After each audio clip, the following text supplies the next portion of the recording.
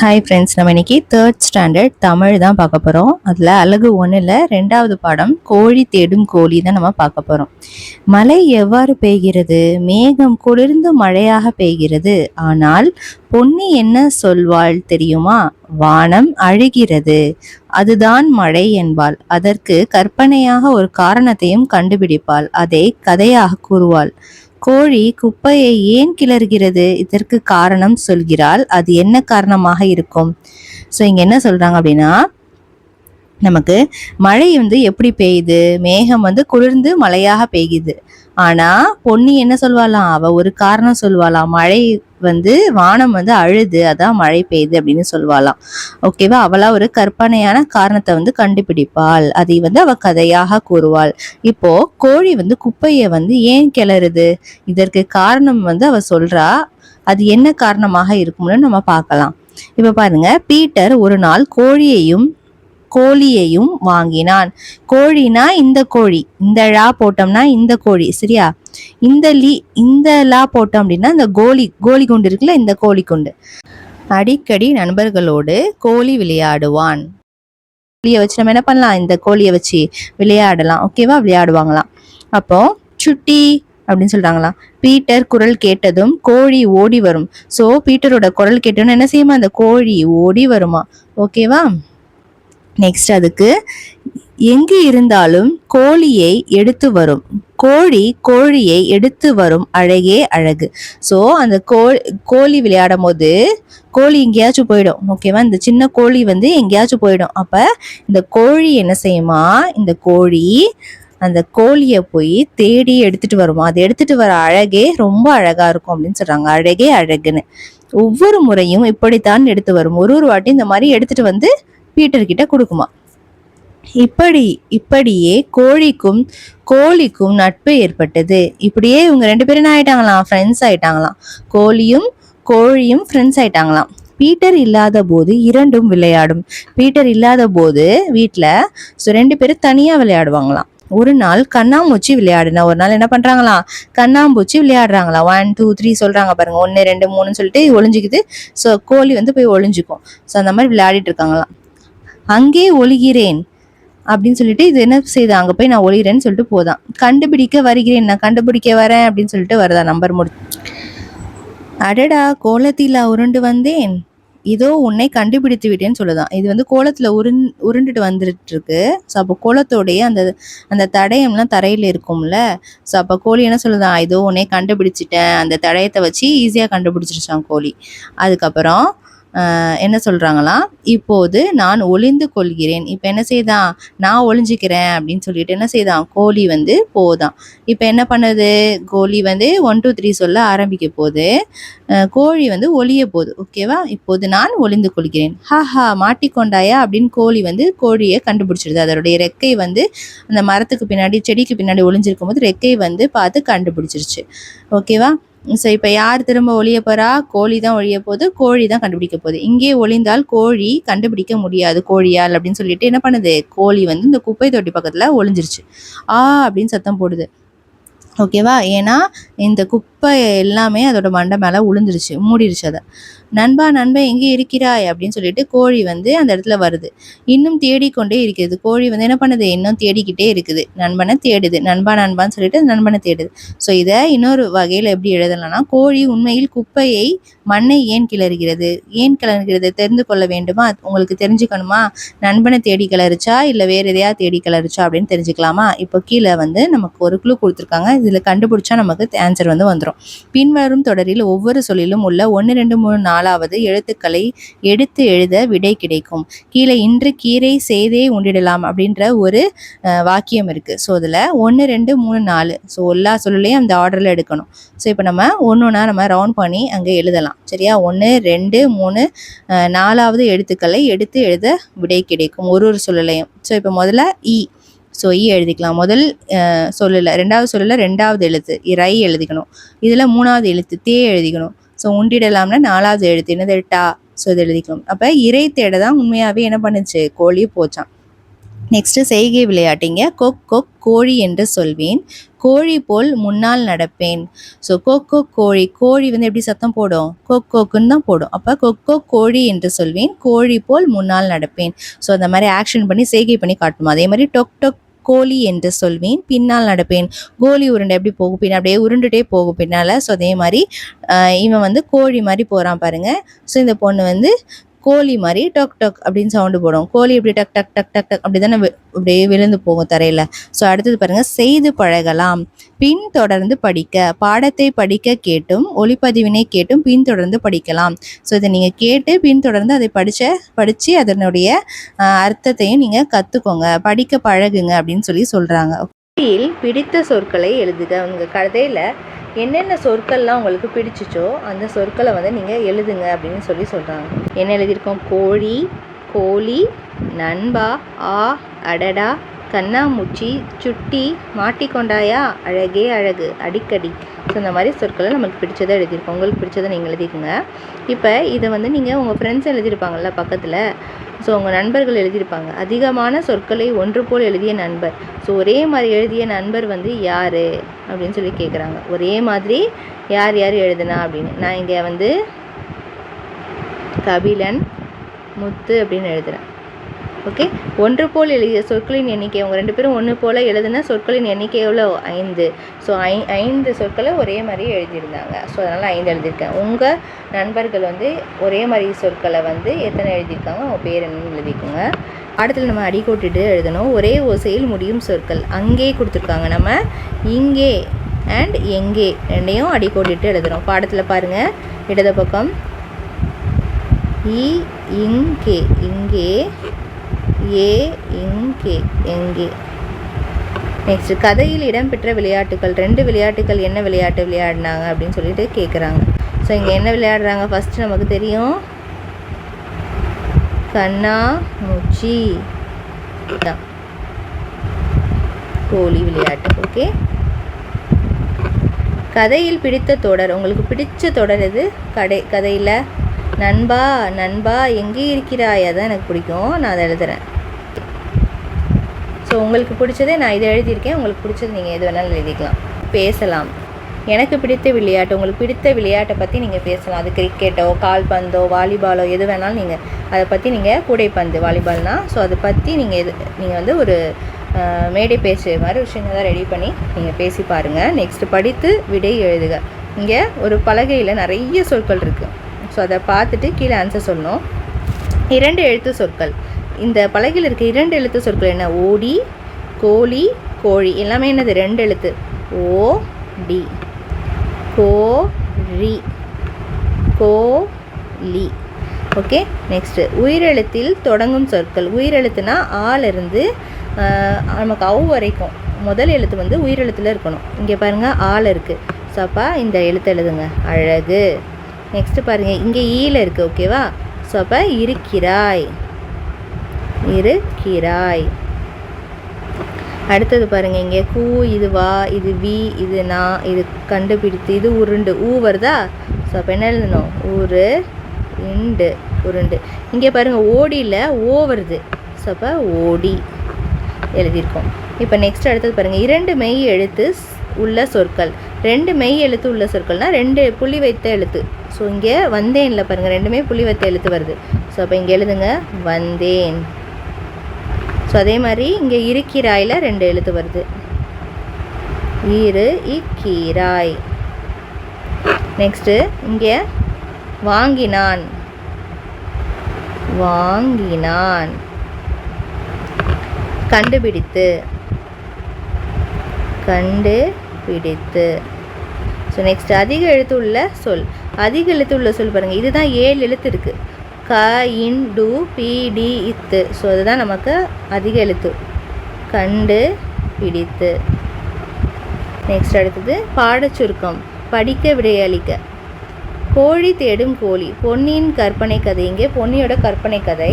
Peter கோழி வாங்கினான். So 2மே வாங்கினாங்கல்ல பீட்டர். நண்பர்களுடன் கோழி விளையாடுவான். கோழியை எடுத்து தரும். 2ம் நட்பாக இருந்தன. ஒரு நாள் கண்ணாமூச்சி ஆடின. கோழி குப்பை தொட்டி அருகே ஒளிந்தது. காற்று வேகமாக வீசியது. கோழியின் மேல் குப்பைகள் விழுந்தன. கோழி கோழியை தேடியது. குப்பையை கிளறியது. இப்போதும் தேடிக்கொண்டே இருக்கிறது. ஸோ என்ன பண்ணுறாங்க, நம்ம சொன்ன மாதிரியே காற்றுல குப்பை விழுந்துச்சு. ஸோ அதனால் குப்பையை கிளறிச்சு. இன்னுமே அந்த கோழியை தான் தேடிக்கிட்டு இருக்குன்னு சொல்கிறாங்க. ஸோ அது உண்மையிலே என்ன தேடிச்சு? இறையை தான் தேடிச்சு. ஓகேவா, நம்ம கீழே ஆன்சர் கண்டுபிடிச்சோம், இறைன்னு போட்டோம். ஸோ ஆனால் இங்கே வந்து பொன்னியோட கற்பனை கதையில் இந்த மாதிரி காற்றடிச்சு அது வந்து மேலே விழுந்துடுச்சு. இப்போ கோழி மறைஞ்சு போச்சு. அந்த கோழி உள்ளே எங்கே இருக்குன்ட்டு கோழி வந்து தேடுது அப்படின்னு தான் நம்ம எழுதியிருக்கோம். ஸோ இங்கே படிக்க இந்த இதை மேலே இருக்க இந்த கதையை படிக்கணுந்து நம்ம எடுத்துக்கொண்ட நேரம் வந்து எவ்வளோ? ஸோ நான் வந்து ரொம்ப கம்மியான நேரம் தான் எடுத்திருக்கேன். ஸோ அதனால் என்னுடைய நேரம் நான் இங்கே எழுதுவேன். சரியா, நீங்கள் வந்து எத்தனை நேரத்தில் நீங்கள் வந்து எழுதியிருக்கீங்க? விரைவாக படித்து ஒவ்வொரு முறையும் படித்து நேரத்தை குறிக்க. ஸோ ஒரு வாட்டியும் படிச்சுட்டு அதோட நேரத்தை நீங்கள் எழுதுங்க. இங்கே 00 அப்படி எழுதுங்க. முதல்ல இருக்கிறது வந்து நமக்கு மணி நேரம், அடுத்தது நிமிடம். ஸோ அடுத்து உங்களுக்கு 4 நிமிஷத்துலேயே நீங்கள் முடிச்சிடுங்க. அடுத்து நீங்கள் 3 நிமிஷத்துலேயே முடிச்சிடுங்கன்னா ஸோ இந்த மாதிரி நீங்கள் எழுதணும். சரியா, நெக்ஸ்ட் அடுத்தது இரண்டும் நட்பாக இருந்தன. தொடரில் இரண்டும் என்ற சொல் எவற்றை குறிக்கிறது? இரண்டும் நட்பாக இருந்தது. அந்த ரெண்டும் யார்? கோழியும் கோழியும் தானே நட்பாக மாறிடுச்சு. ஸோ அதான். குப்பைகள் ஏன் கீழே விழுந்தன? குப்பைகள் நிரம்பி வழிந்தன. ஸோ இங்கே நம்ம என்ன எழுதியிருக்கோம்? குப்பைகள் ஏன் கீழே விழுந்தன? குப்பைகள் நிரம்பி கீழே விழுந்தனன்னு எழுதிக்கலாம்.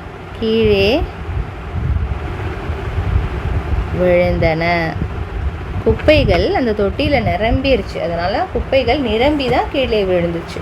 ஸோ சொல்வதை எழுதுக. நம்ம ஏதாச்சும் ஒன்று சொல்லணும், நீங்கள் அதை எழுதுங்க. ஓகேவா, நான் விளையாட வருகிறேன். அதை எப்படி எழுதுவீங்க? நான் விளையாட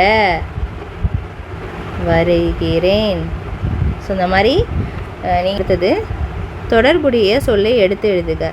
ஸோ இங்கே தொடர்புடைய சொல் என்னது? பூக்கள், தேன், வண்ணம். இதெல்லாம் எதில் இருக்கும்? மலையில் இருக்குமா, கரும்பில் இருக்குமா, கடலில் இருக்குமா, வண்ணத்து பூச்சியில் இருக்குமா? ஸோ வண்ணத்து பூச்சி.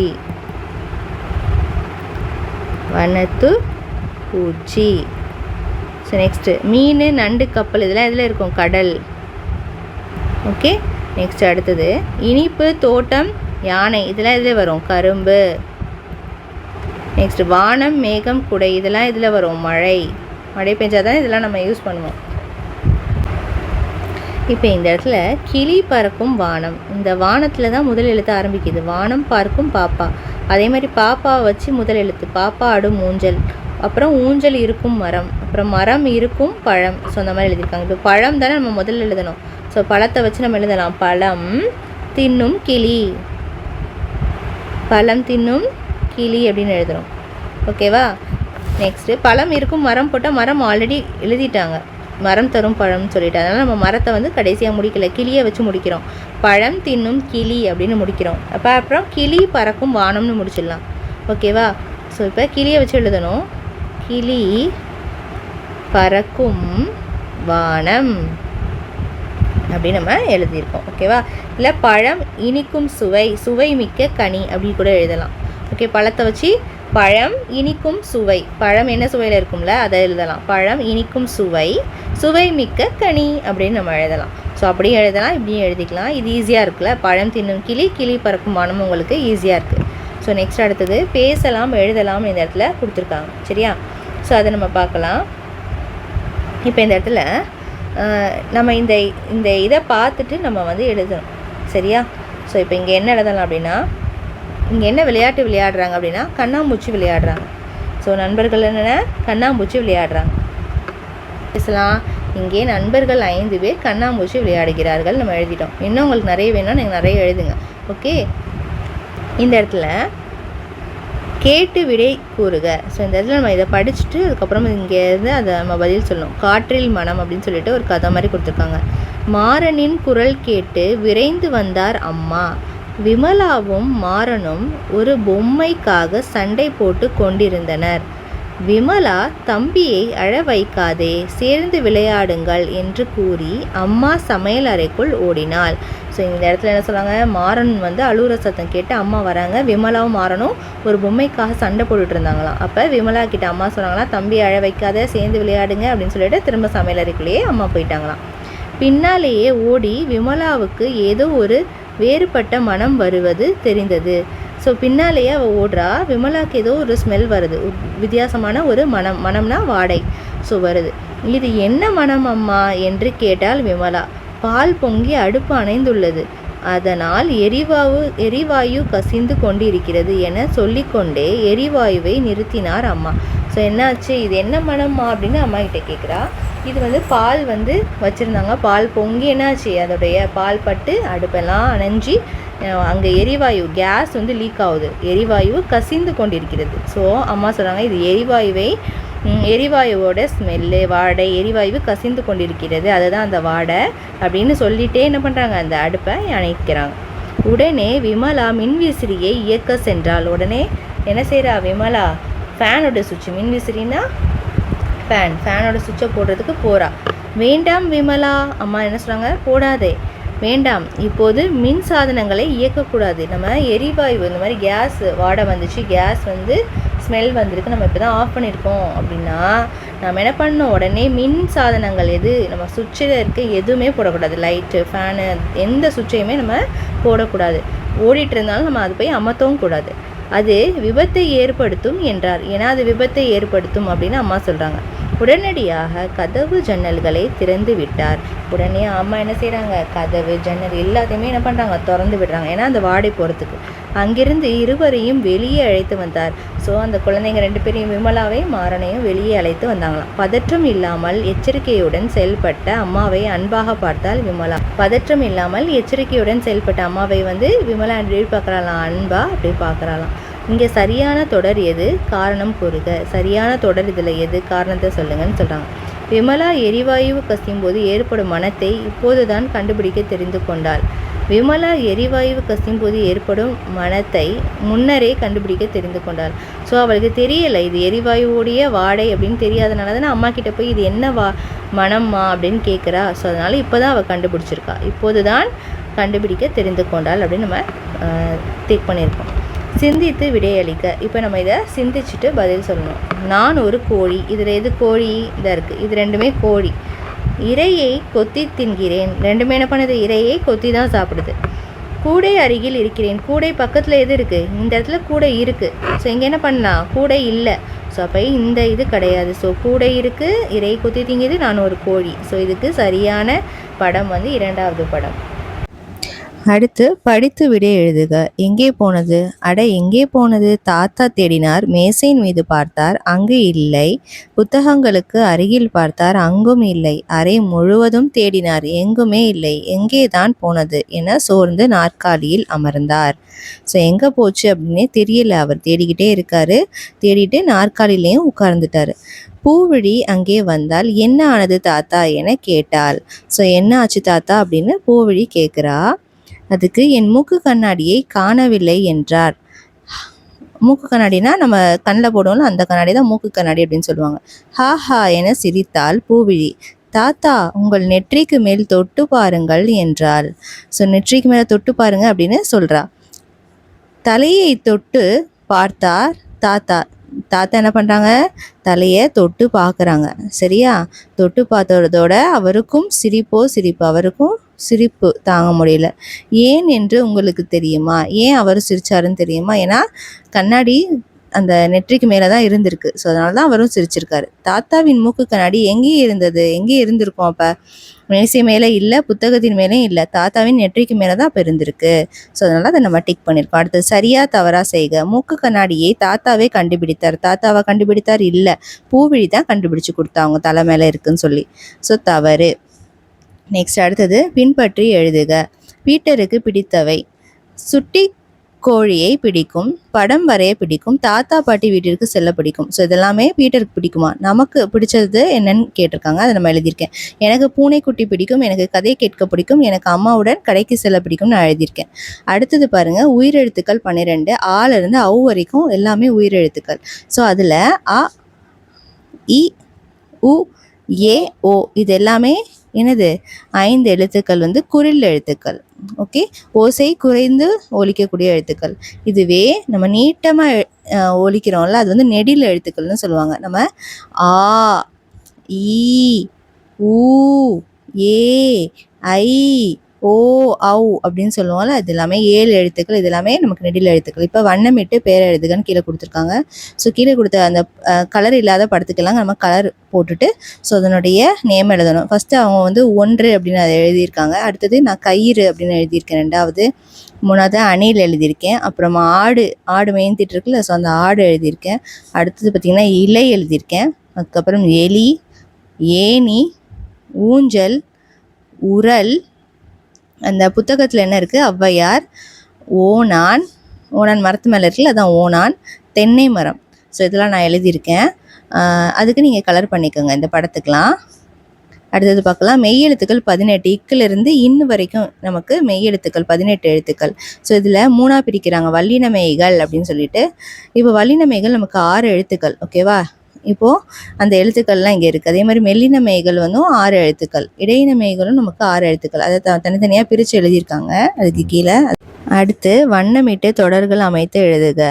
ஸோ இங்கே என்ன பண்ணணும், கொடுத்துருக்க எல்லாமே கலர் இல்லாமல் கொடுத்துருக்காங்க பாருங்கள். குரங்கு, தக்காளி, இளநீர், தேள், எறும்பு எல்லாத்துக்கும் நம்ம என்ன பண்ணோம், கலர் பண்ணணும், வண்ணமிடணும். சரியா, வண்ணமிட்டுட்டு இந்த மாதிரி தொடர் எழுதணும். வாத்து குளத்தில் நீந்துகிறதுன்னு கொடுத்துருக்காங்கல்ல, ஸோ அதே மாதிரி உங்களுக்கு விருப்பமான எதை பற்றி வேணாலும் நீங்கள் எழுதலாம். ஸோ நான் இங்கே குரங்கு மரக்கிளையில் அமர்ந்துள்ளது. குரங்கு பாருங்கள், அங்கே என்ன உட்காந்துட்ருக்கு, ஒரு மரத்தோட கிளையில் உட்காந்துட்ருக்கு. ஸோ அப்போ அது அமர்ந்து உள்ளது அப்படின்னு எழுதணும். அடுத்து சிலந்தி வலை பின்னுகிறது, சிலந்தி இந்த வலையை பின்னுகிறது அப்படின்னு நம்ம எழுதணும். நெக்ஸ்ட்டு எறும்பு தரையில் ஊர்ந்து செல்கிறது, ஊர்ந்துன்னா அப்படியே மெதுவாக நகண்டு போகுது, அதான் ஊர்ந்து செல்கிறது. அடுத்து குயில் மரத்தின் மேல் பாடுகிறது, குயில் மரத்தில் என்ன கூன்னு கத்தும்ல, அதை நம்ம பாடுகிறது அப்படின்னு எழுதியிருக்கோம். ஸோ இந்த மாதிரி உங்களுக்கு எது விருப்பமோ அந்த இப்போ நாயை பற்றி எழுதலாம், வண்டை பற்றி எழுதலாம், எது வேணாலும் எழுதலாம். அடுத்து பாருங்கள், நீங்கள் விளையாடிய விளையாட்டுகளுக்கு டிக்கு செய்யணும். இப்போ நம்ம நான் சக்கரம் உருட்டுதல் மட்டும் விளையாடல, அதுக்கு மட்டும் டிக் பண்ணலாம், மித்த எல்லாம் விளையாடிருக்கேன். அடுத்து சொல்லி பழகுகிறத நம்ம சொல்லி பழகணும். தென்னை மரத்தில் இளநீர், தேங்காய் உள்ளே தண்ணீர், காற்றில் பறந்த கீற்று, சேற்று வயலில் நாற்று, குழியில் விழுந்த வாளி, வாளிக்குள்ளே கோழி. ஸோ இந்த மாதிரி நீங்கள் சொல்லி பழகுங்க, மீண்டும் மீண்டும் ஒலித்து பழக வேண்டும். அடுத்து கற்றல் பயணம், படைப்பு நேரம், கற்பனை செய்து கதையை கூறுக.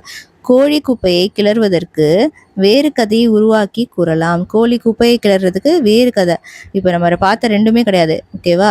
ஸோ அது வேறு கதையை நம்ம உருவாக்கி சொல்லணும். அடுத்தது வண்ணத்து பூச்சிக்கு பல வண்ணங்கள் கிடைத்தது எப்படி, வண்ணத்து பூச்சிக்கு எப்படி வந்து கலர்ஸ் வந்து வேறு கலர்ஸ் வந்து வந்துச்சு அப்படிங்கிறத உங்கள் கதையாக நீங்கள் என்ன பண்ணணும், உருவாக்கி அந்த இடத்துல சொல்லுங்கள் அப்படின்னு சொல்லிட்டு நம்மள்ட்ட கேட்குறாங்க.